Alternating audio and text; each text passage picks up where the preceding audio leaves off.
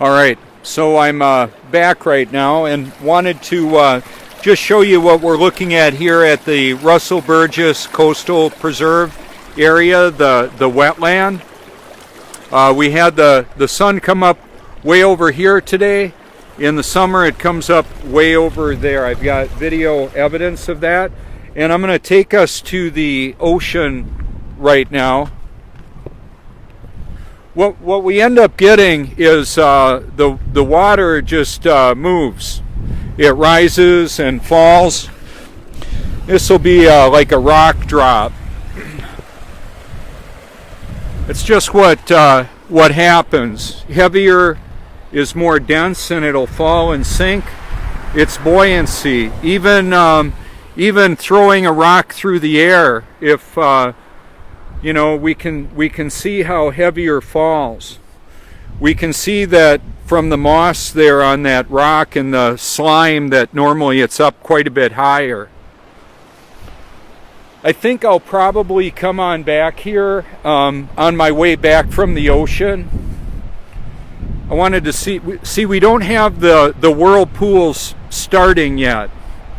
Not quite, but they will, I believe, if the tide comes in enough. Normally it has to be up a bit higher, and then we'll see the swirling in the opposite directions right next to one another, which is kind of interesting because people will talk about the toilet water spinning in opposite directions. They've even got a at the supposed equator, they've got a display where they'll show a basin on one side and then the other. It's all like trickery, and that's part of what goes on with that. It's not reality. It's a shell game. They're just playing tricks on people is what they're doing. What causes the different rotation is the shape of the container and the way the water enters it. So, to be clear, on the two whirlpools spinning in opposite directions next to one another, they cause that to happen. The rotation of the one causes the other to rotate in the opposite direction, as best I can tell.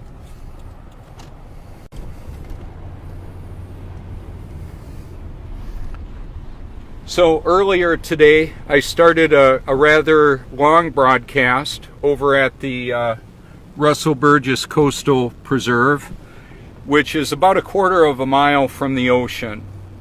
High tide was scheduled to be at 9:31, and it's 46 minutes away.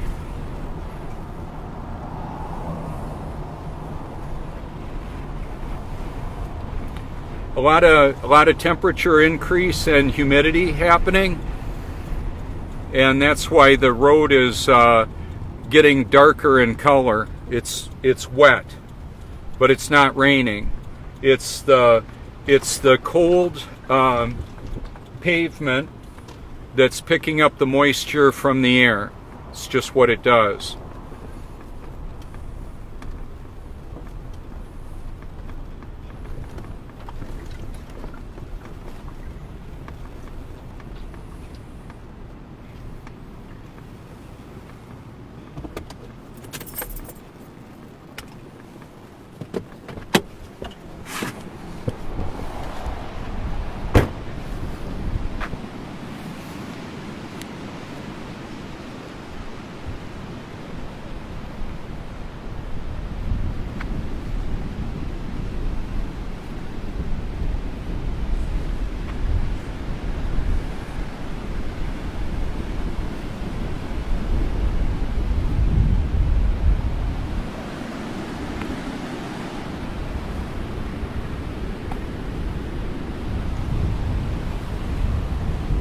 The wind moves the water, the wind moves the sand and the bubbles. That may sound all real basic, but let me show you something. Even like a palm frond like this will end up having a bunch of sand blow on it, and it's part of the beach renourishment. All these little like a little twig, a little piece of bark, a seashell. The sand stacks up all around it. Down at the dunes, at the point in Cherry Grove. Here, let's video him videoing us. Here we go. Yeah, people come all over the world to enjoy the beauty of this here, and it's amazing. Like I said, it's pristine. I smell a lot of fresh air. Because it's a coastal region, we're right on the coast. I'm about 7 miles away. There's the tower that the gentlemen were on the scaffolding. And the Myrtle Beach skyline is right underneath the pier. Let me see if I can show you. There it is.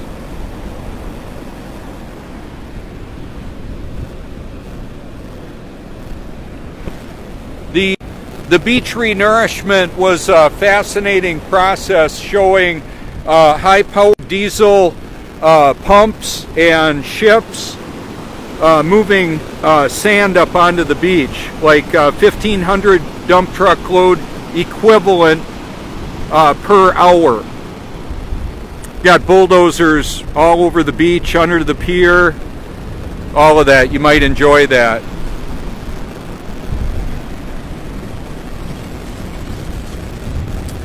The one going under the pier right there is kind of interesting. It was a square-edged hole that Donald cut with a D7 electric cat, about a $600,000 Caterpillar bulldozer. And what happens with that is it's got a generator on it which uses diesel to create electricity and run electric motors on the tracks, much like a locomotive on the beach. A locomotive with a blade, and very powerful. I've got a lot of footage of that. You might find that interesting.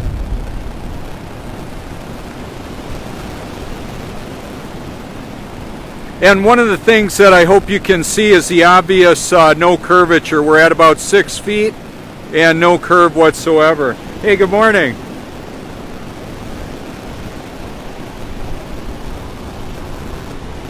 When I called Apple corporate about 3 years ago, I said, at 6 feet, what would the and I would rather just keep it pointed like this.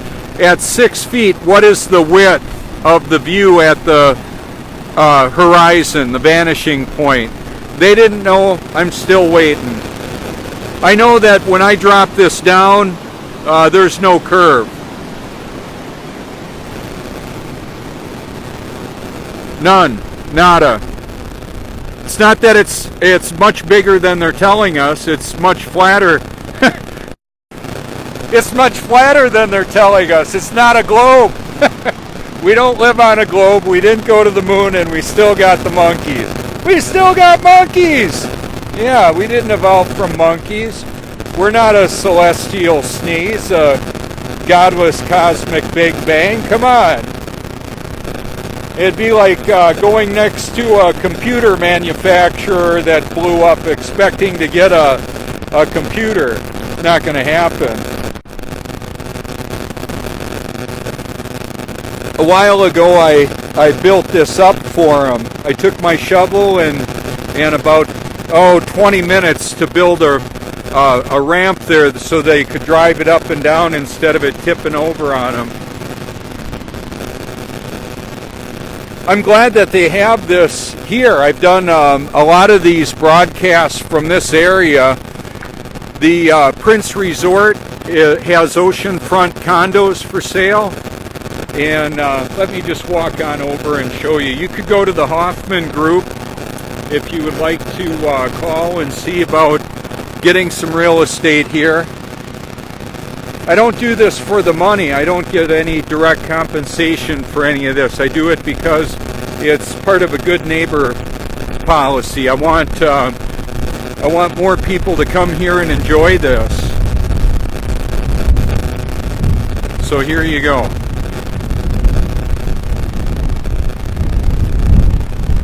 courteous, helpful staff at the Prince Resort and at the Boardwalk Beach Cafe. We've also got the Cherry Grove Fishing Pier, a wonderful place to enjoy the beauty of this area.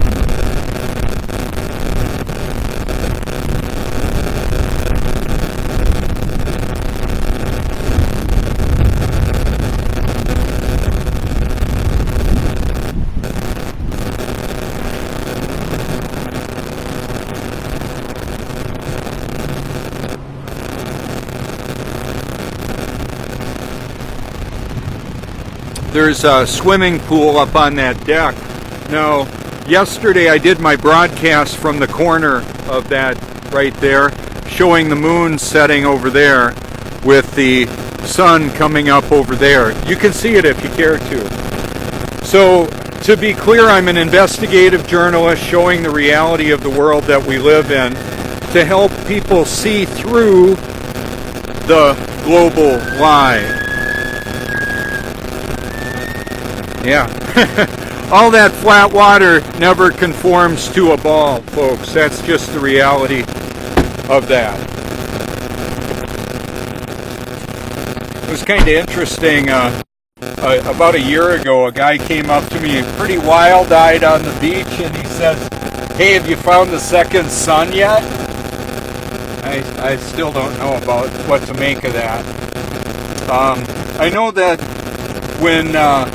when the sun is lower, oh, let me show you from here. It's worth pointing it out to you. Okay, so like I mentioned earlier, showing the path of the sun, but it was on a different video.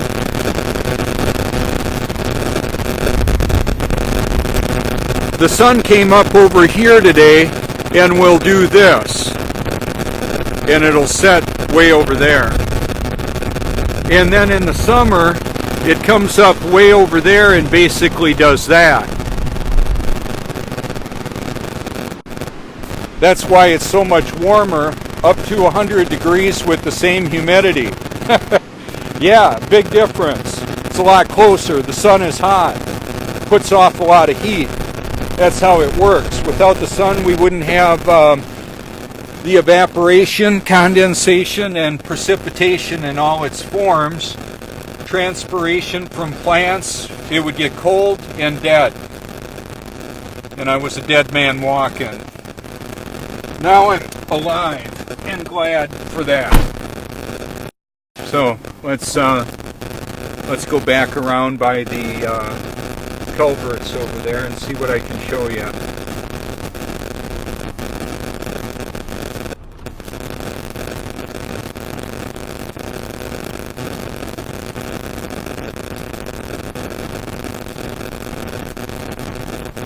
So it may not seem like a big deal, but all this moisture that's collecting on the roadway on a motorcycle with a little bit of oil that drips from cars, that can make it super slippery.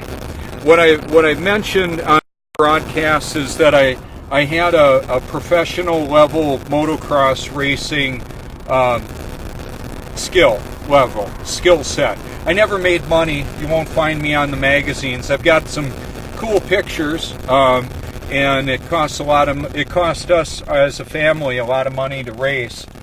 I believe my mother got cancer working at the toy factory in Hortonville, Wisconsin. A lot of people got, and that was to help pay for the racing, unfortunately. If I could go back, if I knew that that's what caused her cancer, and all I needed to do was put my helmet down or put my racing career aside, I would have done it in a heartbeat. I would rather have my mother than a memory of motorcycle racing, to be sure. What she told me, she said, "Bobby, if the cancer doesn't get you, the treatment will." And she was right. The cancer treatment is largely fatal for a lot of people. It certainly was for her, and that was like 25 years ago. Okay.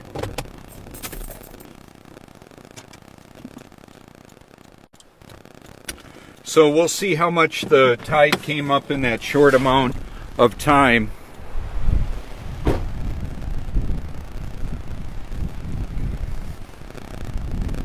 The water is extremely powerful. It's seeking its level when it blows, or when it runs through a dam and turns hydroelectric turbines. There could be electrical generators on this if they wanted to. If they wanted to make that happen, it could. It would operate from the tidal activity, moving in and out, up and down. I don't reckon that'll happen. We can see the reflection right there, of course. The shiny spot in the water there, or on the edge, is because the wind is blowing over the top. The water came up at least another few inches.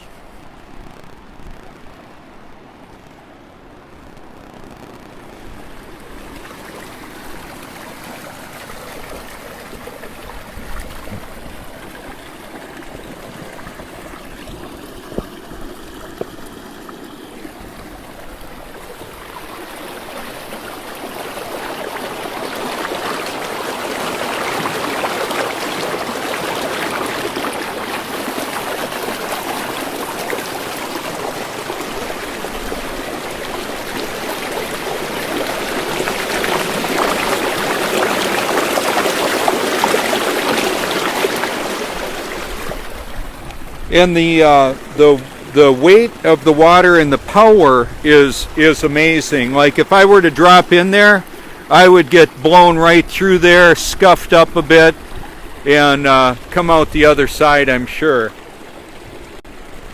Not doing it today. I don't know that I ever would. I could send my phone through. I could put it in but I'm not going to do that either. I could put it in a sealed case and let it go floating through, but no reason to do that.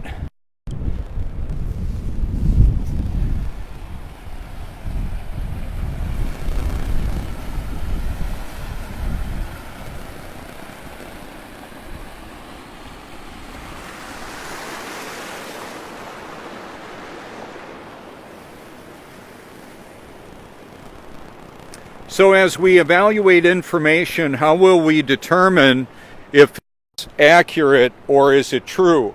So my earlier broadcast, my first one of the day, was dealing with belief, faith, truth, and deceived. To be intellectually honest, if I was deceived, I wouldn't know it. Conversely, so would you. You would be unaware that you were deceived. Pride is a powerful catalyst for deception. If you've ever worked with a two-part epoxy, well, you could read the instructions on it. Like JB Weld, Quick Weld, gets harder than steel in less than 6 minutes. You need to have it set the way you want it to, or it's going to set up anyway. That's just the way that works. Pride is a powerful catalyst. With a two-part epoxy, there's the resin, and then there's the catalyst or the hardener. Pride is a very powerful hardener for deception, a very powerful catalyst for that deception. I'm going to take us back to the coastal preserve here and show you what it looks like now. And you can, I'll have these all downloaded and then uploaded to YouTube. They'll be right next to each other. There's the mockingbird with the broken beak, I think. Nope, that's not the one with the broken beak. Or maybe it's the same one that had something stuck on his beak. I hope that's the case. You can see that bird on my first broadcast if you want to. He had it looked like he was having a hard time drinking the water that was dripping from my car. Like I mentioned, the low spot in the parking lot is where they put the drain. Grades are very important. This is real science. It really matters. What it means is when they make a construction site, they'll have the building the high spot and the water drains away, or otherwise they're going to have a swimming pool instead of a Walmart. They'll have a Walmart swimming pool, or whatever the business is. The water will just flood the building. We don't have toilet water flying out on people in Australia because of gravity. Well, hello, it's just water seeking its level. All of our interaction with water should clue us in to the impossibility of the globe. I'm giving you some evidence. I'm going to show you. The tide comes in and up, out and down. Just as I told you earlier, this was dry. Now it's got a bunch of water in it. I wanted to have a continuous broadcast. When I went to make sure I didn't drop it into the culvert and it get flushed out, I inadvertently ended the broadcast. But that's okay. In the first broadcast, you can see glassy water. Not so much now because we've got a lot of wind coming in. Probably about 7 to 10 miles an hour.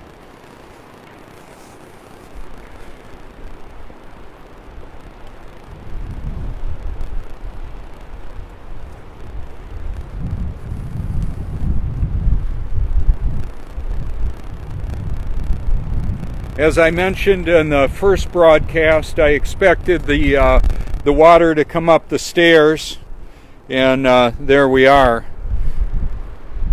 We were projected to have a, well, I was going to say that's looks like a ball for a dog right there. Yeah, the water won't stick to that either, but I'm not going to go get it to show you. You get the idea. Water doesn't stick spinning or stationary ball at all. There's our hunters over there. Looks like the same guys. Had gunshots ringing out over there from earlier today. See how flat that is? Look at the left to right. No curve on that water either. None of it does, unless it's in a container that's curved. So when I showed this earlier today, the water was a couple feet lower. I've got a video here. I've got a time lapse. It's about 40 seconds long, showing nearly 12 hours of tidal activity. Rising, falling, people coming out, going in. Hurricane Matthew put water above the railing here. That's what they call storm surge. What it means is the wind moves on the water and stacks it up. And I would say it's got no place to go. Well, it finds a place to go. It'll go up and it'll go in. In the earlier broadcast, glassy reflections of the houses. Less over here, more of it right there because of the windbreak that this is. So we've got aerodynamics, hydrodynamics, water dynamics, the hydrologic or water cycle of the world, evaporation, condensation, precipitation. It's getting warmer because the wind is coming in off of the ocean. The water temperature was like 53 degrees a couple days ago. I could test it right now. I've got a digital. In fact, I'm gonna do that. It's a pretty effective infrared like laser beam. I'll show it to you. I'll even shoot it right in the camera. You might find that interesting. I don't think it'll hurt anything.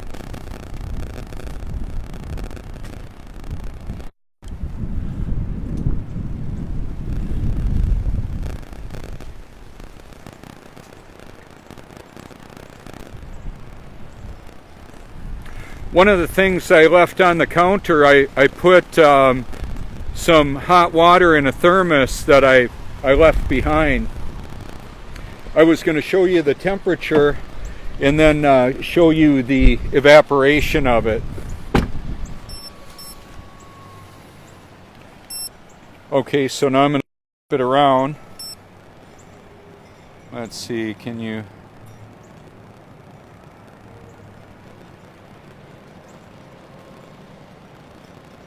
Yeah, I'm not getting quite there. There it was, some of it. Oh, I'm seeing it bounce off of me. There it is. Yeah, if you see one of those and it's on the forehead, you're in trouble. Not if it's one of these, but if it's something else, you know what I mean. Okay, so let's shoot the water there. Now we're showing 43 degrees. Let's see what the steel is here. 46.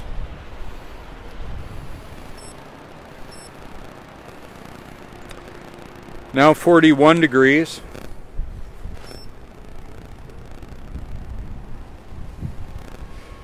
This is really good for testing things like the brake area should be quite a bit hotter.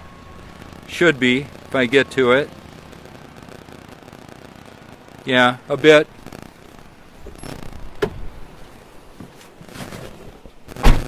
So let's see, how would I do this? Okay, it's going to be in reverse, but I think I can do it. Let's see. Yeah, something like that. Yeah, that's not going to work good. Anyway. Oh, you know what? My battery is, I'm almost out of battery. So, thanks for watching. Thanks for your public and private support. I'm going to go ahead and upload these to YouTube in just a little bit. A lot of very interesting content on my YouTube channel, Truth. Hope you enjoy it. Thanks for tuning in.